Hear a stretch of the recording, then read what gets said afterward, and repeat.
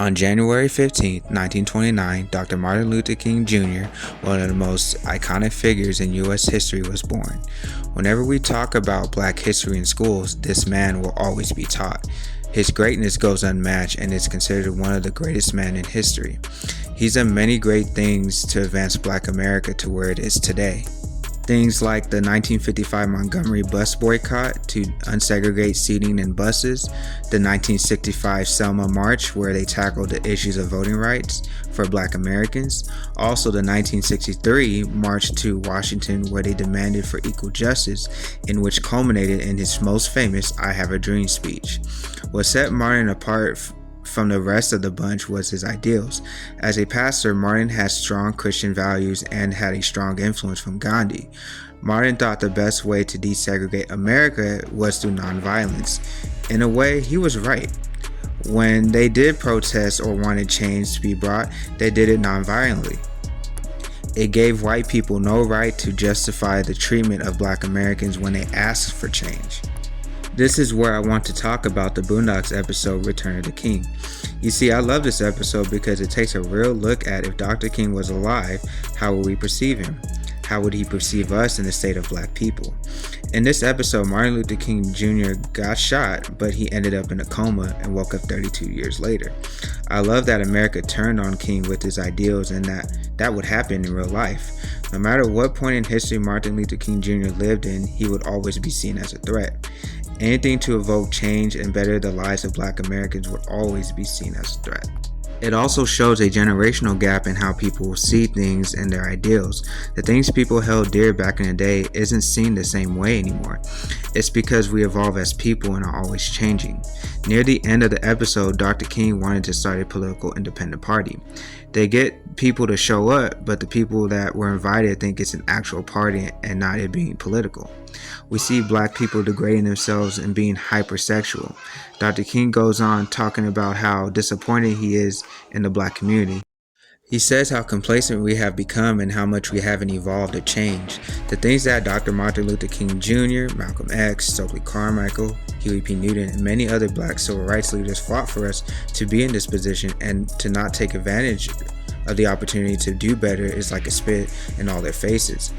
So don't get complacent. Certainly we made some strides. We made some progress here and there. But it hadn't been enough. It hadn't been fast enough. And although we've come a long, long way, we still have a long, long way to go. The hard work they put in for us is being wasted by us. The end of the episode showed Black Americans getting angry and starting a revolution, with Huey saying, "It's fun to dream." The impact of Dr. Martin Luther King Jr. will go on forever. One of the biggest things he taught us was that it is okay to dream and to go after those dreams. Dr. Martin Luther King Jr. dreamed of an America where his children will not be judged by the colors of their skin, but the content of their character. He put in the work every single day to make that dream a reality. He believed in this dream so much that he died for it. To all the people that have dreams, go for it. Dreams are the most precious things in our lives that we are doing ourselves a disservice if we don't go after those dreams.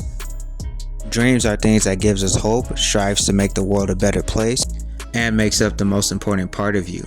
I encourage you guys to have dreams even when it seems impossible. Go after it with the utmost discipline to make it a reality. Most importantly, don't be afraid to achieve those dreams. Also, shout out to Coretta Scott King for holding it down for the family to allow Martin Luther King to inspire us. Thank you, Dr. Martin Luther King Jr., for teaching us how important dreams are. What is it about the Negro?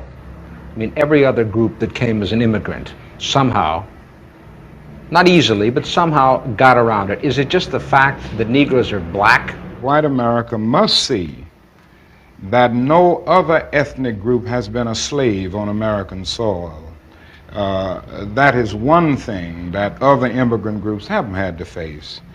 The other thing is that the color became a stigma. American society made the Negro's color a stigma. America freed the slaves in 1863 through the Emancipation Proclamation of Abraham Lincoln, but gave the slaves no land or nothing in reality, and as a matter of fact, to get started on. At the same time, America was giving away millions of acres of land in the West and the Midwest, which meant that there was a willingness to give the white peasants from Europe an economic base.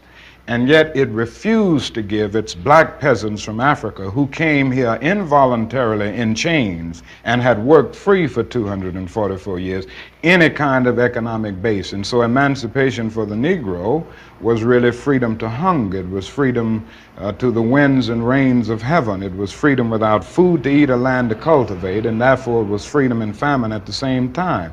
And when white Americans tell the Negro to lift himself by his own bootstraps, they don't look over the legacy of slavery and segregation. I believe we ought to do all we can and seek to lift ourselves by our own bootstraps, but it's a cruel jest to say to a bootless man that he ought to lift himself by his own bootstraps. And many Negroes, by the thousands and millions, have been left bootless as a result of all of these years of oppression and as a result of a society that deliberately made his color a stigma and something worthless.